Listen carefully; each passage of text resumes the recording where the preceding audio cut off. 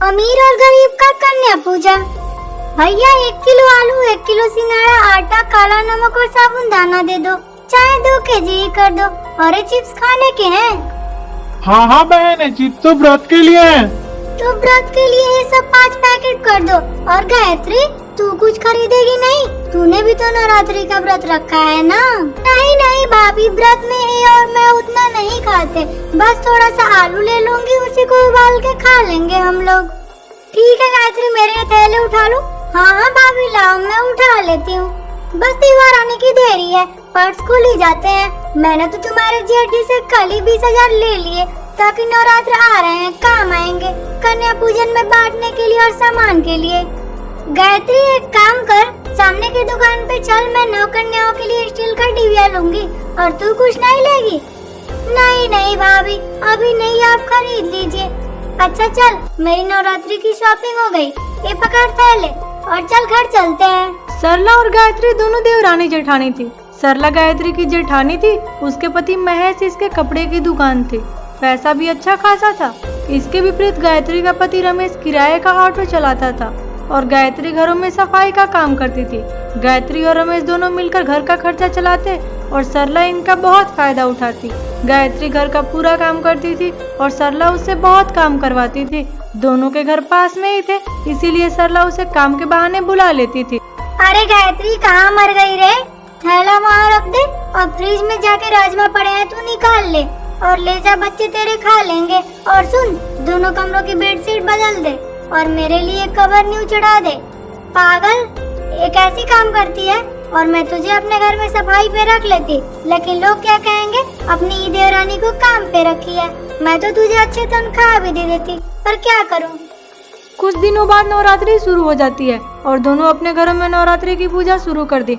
गायत्री प्रसाद का भोग लगाती और उसको ग्रहण कर लेती। वहीं सरला रोज रोज नए नए पकवान बनाती, माँ दुर्गा का भोग लगाते और दोनों लोग खा लेते। सुनो जी, मैं सोच रही थी जब तुम शाम को आओगे तो थोड़ा कन्या पूजन का सामान लेते आना। ठीक है गायत्री, मैं लेके आ जाऊंगा। अगले दिन गायत्री का पति कुछ सामान खरीदा और पिछले सीट पर थैली रख के चलने लगा। तभी उसके पास 2 लोग आए। अरे भाई, हमें कुछ दूर छोड़ सकते हो क्या? बहुत रात हो गई है, हम कैसे जाएंगे? हाँ हाँ भाई, चलो मैं तुम लोग को छोड़ देता हूँ। अरे ये क्या, ये तो मेरे सामान चुरा के लेके भाग गए। तो छोड़ते, हे भगवान, अब मैं क्या करूँगा? मैं अपनी पत्नी को क्या जवाब दूंगा? वो लोग बहुत परेशान हो गए और उसने अपनी पत्नी को सारी घटना बताई। उसकी पत्नी बोलती है, नहीं नहीं जी, चिंता मत कीजिए, मैं कुछ पैसे रखी थी, उसी का जाइए सामान लेके आइए, क्योंकि कल तो कन्या पूजन है ना। अरे वो गायत्री, मेरी मदद कर देना, कंचकिया मेरे घर आ गई हैं। बैठा लूं, तू आ सकती है? ठीक है भाभी, चलिए मैं अभी आती हूँ। सुनो जी, 9 कन्याओं से ऊपर एक भी कन्या नहीं आनी चाहिए, बाकी सबको वापस भेज दो। चलो बच्चों जाओ, कन्याएं पूरी हो गई हैं, मेरे घर से भागो तुम लोग। अरे गायत्री, तेरे दोनों बच्चों के लिए तो कंचक बचा ही नहीं। कोई बात नहीं भाभी, मैं सारे बच्चों को अपने घर लेके जाती हूँ। इतनी सारी बच्चियों को ले जाएगी क्या? तू इतना प्रसाद बनाई है? हाँ हाँ भाभी, माँ दुर्गा के आशीर्वाद से जितना हो जाए मैं करूँगी। बच्चों को लौटाना ठीक थोड़ी है। चल जैसी तेरी मर्जी, तेरे जेठ जी मुझे बुला रहे हैं, मैं उनको प्रसाद देने जा रही। चलो चलो बच्चों, तुम सब मेरे घर चलो, मेरे घर भी चल के कुछ खा लो। गायत्री, इतना प्रसाद पूरा हो जाएगा ना? सारी बच्चियों को हो तो जाएगा ना? माँ दुर्गा की इच्छा है, जरूर पूरी होगी। सोनू और राधिका माँ दुर्गा का जयकारा लगाते हैं, फिर गायत्री और उसके पति जयकारा लगाते हैं।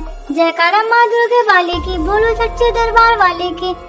बेटी, दुर्गा अष्टमी है बेटी, दुर्गा प्रसाद लाओ, मुझे भी प्रसाद दो बेटी, मैं बहुत भूखा हूँ। गायत्री, द्वार पर तो साधु बाबा हैं, उन्हें भी प्रसाद निकालना, अब कैसे होगा? हे माता रानी, अब आप भी कुछ कीजिए, आप तो अंतर्यामी हैं, आप सब जानती हैं, अपनी चमत्कार दिखाइए। दरअसल गायत्री की प्रार्थना माँ दुर्गा सुन लेती हैं और वो जो चमत्कारी बाबा आए थे वो चमत्कारी बाबा नहीं थे, बल्कि वो माता थी जो कि परीक्षा लेने आई थी। इधर गायत्री अपने बर्तनों में से हलवा पूड़ी निकालती है, उधर सारे हलवा पूड़ी दुगुना होने शुरू हो जाते हैं। गायत्री मन ही मन बहुत खुश होती है, सारे साधु संतों को खिलाती है, गांव वालों को खिलाती है और उन बच्चियों को भी अच्छे से खिलाती है। गायत्री बहुत खुश थी और घर वाले भी बहुत खुश थे। बहुत खुश होने के बाद गायत्री को सब पता चल गया कि ये माता जी का आशीर्वाद है। हे माता जी, आपने मेरे साथ बहुत अच्छा किया। गायत्री, तुम ठीक ही कह रही थी, माँ दुर्गा हमारे साथ हैं। और हम पे उनका आशीर्वाद है। ठीक है जी, मैं अभी आती हूँ। तब तक आप और बच्चे खा लीजिए प्रसाद। मैं दीदी को ये टिफिन दे के आती हूँ। गायत्री प्रसाद लेकर जाती है, लेकिन सरला बहुत हैरान हो जाती है कि इस भिखारी के पास आखिर इतने कहाँ से आए जो मुझे देने आ गई। गायत्री, तेरा थोड़ा सा प्रसाद इतना कैसे हो गया? तुम मुझे भी देने आ गई। कहीं चोरी वोरी तो नहीं किया ना तुम लोगों ने जो इतने प्रसाद हो गया? सच सच बताओ, तूने मेरे ही घर से चुराया था ना? सही सही बता दे मुझे, कौन सी बात है? दीदी, ये सब माँ दुर्गा का आशीर्वाद है, उनके वजह से सब कुछ हुआ है और आप भी सुधर जाइए। गायत्री सरला को प्रसाद देकर घर लौट जाती है। उस दिन सचमुच माँ दुर्गा की कृपा से गायत्री का घर राशन के भंडार से भर गया था।